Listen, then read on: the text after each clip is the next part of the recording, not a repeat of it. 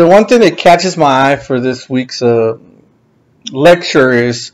the rise of the mercantile elite in Europe and the expansion of the working class, and how this expansion in lands of the lords that were, mostly inhabited by serfs, how this became means for people to obtain their freedom in the towns they lived after a year and a day. What really catches my eye is how this concept of liberty, in a time where there were kings and lords and people actually were literally part of the land, and how all of a sudden you have towns in these areas that had people that were literally free, that were able to elect police officers, mayors, their own officials, and how this might have actually slowly developed into this concept of freedom, and be part of why many kings and kingdoms disappear. Most importantly, how this ideas of freedom may have helped people, like in places like England and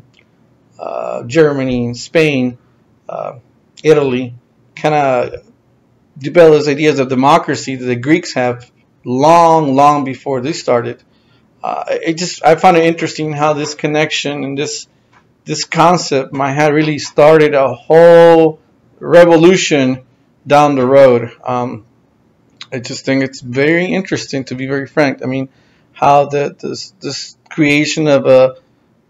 kind of middle class that had all the freedoms and the ability and the rights to ask for change of government, the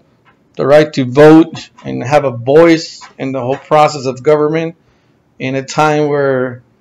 other people around them were not able to do anything like that, or had absolute power over the people that were under them. I just found that interesting. I'm actually kind of curious to see what kind of connection there might be between the freedoms that this townspeople obtain, and how those freedoms may have actually helped develop democracy as we know it today.